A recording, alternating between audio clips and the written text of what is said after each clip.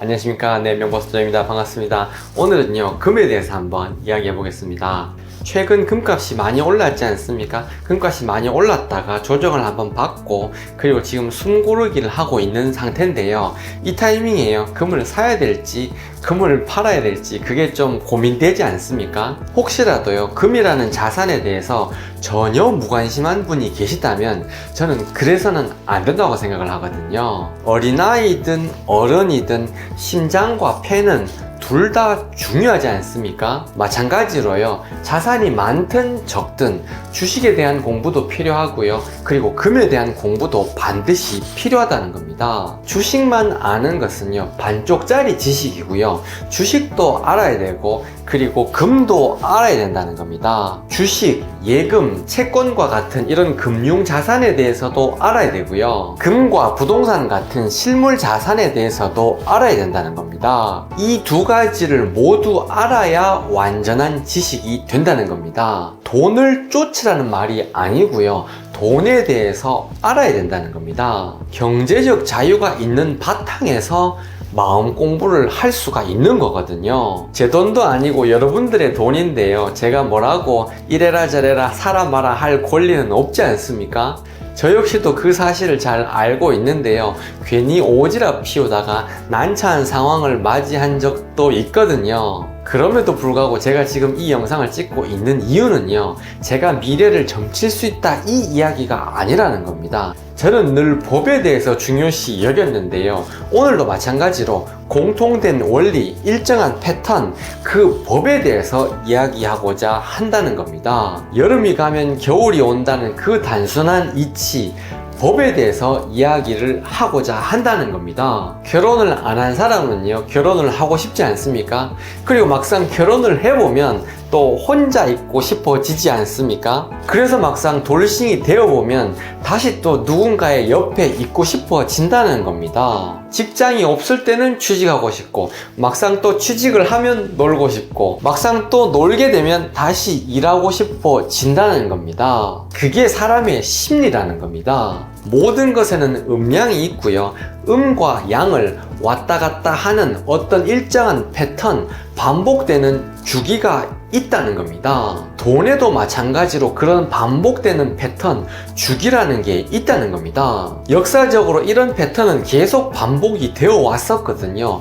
왜냐하면 이 세상 모든 일은 사람의 심리를 기반으로 하고 있기 때문입니다. 대략 10년 주기로요, 주식이 이렇게 활황인 시기가 있고요, 이 10년이 끝나면 실물 자산, 그러니까 금과 부동산이 또 계속 오르는 시기가 있다는 겁니다. 주식이 오를 때는 금과 부동산이 안 오르고요, 금과 부동산이 오를 때는 주식이 안 오른다는 겁니다. 양베리 님이 쓰신 골드플레이션이라는 책에서 제가 표를 하나 인용을 하겠는데요, 이 표를 보시면요, 어떨 때는 10년 주기일 때도 있고 어떨 때는 20년 주기일 때도 있지만 어찌됐거나 그것이 계속 반복된다는 겁니다. 주식이 오르는 시기가 있고요, 그리고 부동산, 금과 같은 실물 자산이 오르는 시기가 있다는 겁니다. 여러분들도 잘 알다시피 금에는 배당도 없고 이자도 없지 않습니까? 그렇기 때문에 주식이나 예금 이런 것에 돈이 몰리게 되어 있거든요. 그런데 이 상황이 계속 지속되면요, 주식으로 돈이 자꾸 몰리니까 주식이 계속 오를 것 아니겠습니까? 그런데 어느 순간이 되면 거품이 끼는 그런 단계가 반드시 올 수밖에 없다는 겁니다. 부자들은요, 이 거품이 끼는 단계를 정확하게 이렇게 알아보는 눈을 가지고 있거든요. 가치 판단을 할 수 있는 그런 눈을 가지고 있다는 겁니다. 이거 분명히 거품이다, 이 회사가 돈도 못 벌고 이만한 가치가 없는데 시가총액이 너무 부풀려져 있다, 이걸 귀신같이 아는 사람들이 부자라는 겁니다. 그런 시기가 오면요, 부자들은 귀신같이 이걸 알고 자기들의 자산을 보호하려고 하지 않겠습니까? 그렇게 되면 주식을 다 팔아가지고 이거를 금과 부동산과 같은 실물 자산으로 옮겨 놓는다는 겁니다. 부자들이 이렇게 한 명, 두 명씩 이렇게 실물 자산으로 움직이잖아요. 그렇게 되면 당연히 주식이 오를 수가 없다는 겁니다. 돈이 자꾸 금융 자산에서 실물 자산으로 이렇게 옮겨가다 보니까요, 금과 부동산 가격이 자꾸 올라갈 수밖에 없다는 겁니다. 이렇게 실물 자산의 가치가 올라가는 시기가 대략 10년인 경우도 있고 20년인 경우도 있다는 겁니다. 이렇게 10년이 지나면요, 부동산 가격도 오르고 금값도 많이 오르지 않겠습니까?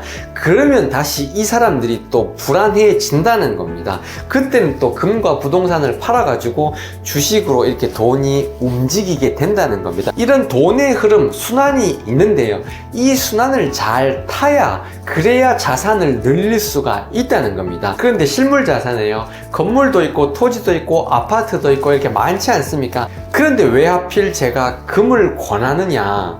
그거는요, 지금 전 세계적으로 달러에 대한 믿음, 그 신용이 뿌리째 흔들리고 있기 때문이라는 겁니다. 미국이란 나라의 화폐 발행권이 있지 않습니까?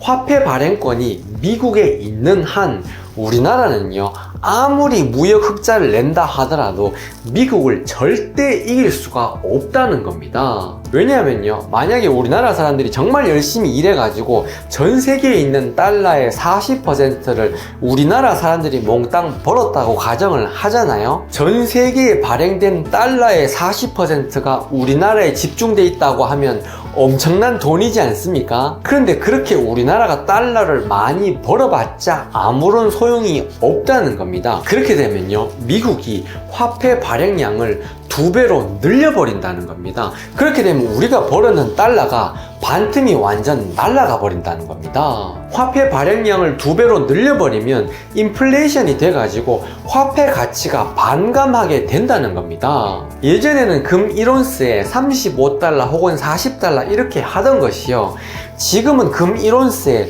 4,000달러인 시대에 여러분이 살고 계시지 않습니까? 80년 만에 금값이 100배가 되었다는 겁니다. 이거는요, 금값이 100배가 된 것이 아니고요, 화폐 가치가 100분의 1로 되었다는 걸 뜻한다는 겁니다. 80년 전에 100만원이요, 지금의 1억과 가치가 똑같다는 겁니다. 그 말은요, 내가 열심히 일해가지고 은행에다가 돈을 차곡차곡 쌓아 놓잖아요.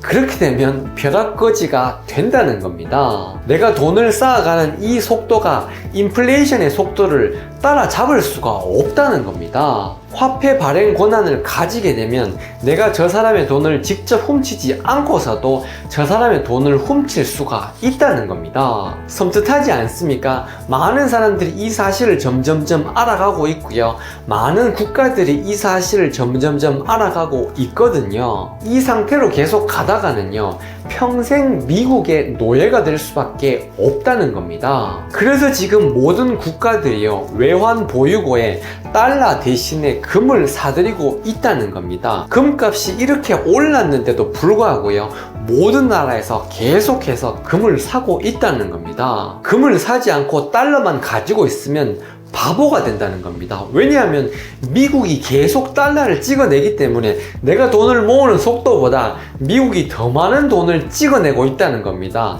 그러니까 달러만 모아가지고는 이게 게임이 안 된다는 겁니다. 이 인생이 게임이라고 제가 말씀드렸지 않습니까? 게임을 잘하려 그러면 게임의 규칙을 알아야 된다는 겁니다. 부자가 되려 그러면요, 자본주의가 어떻게 돌아가고 있고 게임의 규칙이 뭔지 그걸 먼저 알아야 된다는 겁니다. 미국의 속박으로부터 벗어나는 유일한 길은요, 근본이제로 다시 돌아가는 길밖에 없다는 겁니다. 이제는요, 미국이 신용을 잃었다는 겁니다. 이렇게 화폐 발행량이 많아가지고 인플레이션이 되는 상황에서 이자율을 계속 낮추는 것, 이건 사실 말이 안 되거든요. 이렇게 인플레이션이 계속되면 이자율을 올려가지고 이렇게 많이 발행된 화폐를 다시 걷어들여 줘야 하는데요, 미국 정부가 그렇게 하고 있지 않다는 겁니다. 그렇게 갑자기 긴축 재정을 하게 되면요, 경제가 안 좋아지지 않겠습니까? 그렇게 되면 그 정부가 욕을 먹는데요, 그렇게 욕 먹기가 싫다는 겁니다. 그 어떤 정치인도요, 그렇게 욕 먹는 일을 스스로 하기가 싫다는 겁니다. 돈을 찍어내고 좋은 소리 듣는 거를 훨씬 더 좋아한다는 겁니다. 미국이요, 일은 안 하고 계속 돈만 찍어내는 거, 이거를 미국 스스로가 포기할 리가 없다는 겁니다. 중국 사람들도 열심히 일하고 있고요, 우리나라 사람 그리고 베트남 사람들도 열심히 일하고 있지 않습니까? 미국에 비하면 아시아 사람들은 정말 열심히 일하고 있다는 겁니다. 그런데 이렇게 아무리 일해봤자 화폐 발행권이 미국에 있는 한 우리는 미국을 이길 수가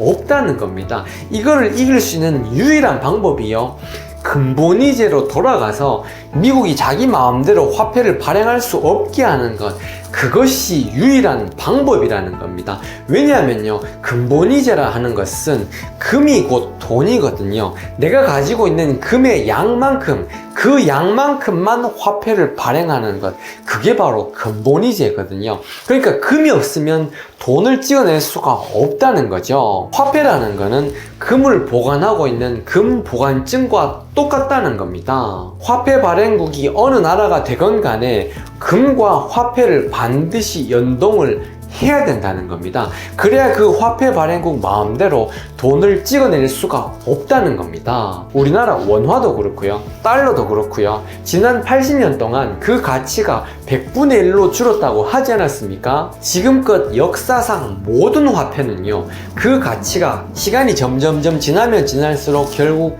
0에 수렴하거든요. 화폐 가치가 0에 수렴한다고 하니까 너무 황당하지 않습니까?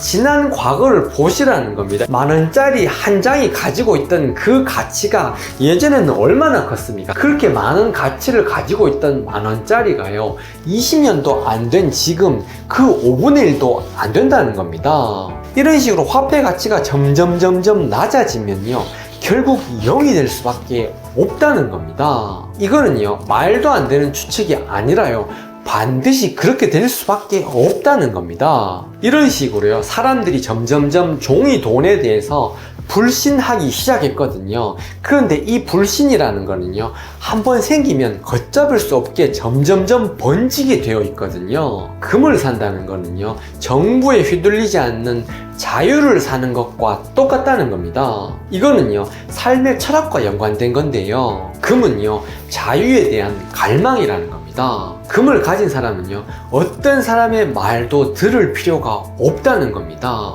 그 어떤 정부도, 그 어떤 경제 위기도, 그 어떤 인플레이션도 이 사람으로부터 그 가치를 빼앗을 수가 없다는 겁니다. 돈이 많이 풀리고 인플레이션이 되는 시기에는요, 내가 돈을 가지고 있으면 그 돈이 녹게 되어 있거든요. 이럴 때는요, 실물 자산만이 인플레이션을 견딘다는 겁니다. 지금 저는요, 전 재산을 금에다가 몰빵하라 이 이야기가 아니라는 겁니다. 본인의 자산이 얼마든지 간에요, 내 자산의 10%는 금으로 가지고 있길 저는 추천한다는 겁니다. 이 돈이 없어도 살 수 있는 그런 정도의 돈이 있지 않습니까? 이런 돈으로 금에 투자를 하시라는 겁니다. 제가 이런 식으로 내가 가지고 있는 자산의 10%를 실물 금으로 이렇게 보유를 하시라고 권해드렸지 않습니까? 그런데요, 전 국민이 자기 자산의 10%를 실물 금으로 바꿀 수가 없거든요. 왜냐하면요, 그만한 양의 실물 금이 없다는 겁니다. 그 말이요, 지금 금이 굉장히 저평가되어 있다는 걸 뜻한다는 겁니다. 실제로 모든 사람이 자기가 가지고 있는 자산의 10%를 금으로 보유를 하려고 그러잖아요.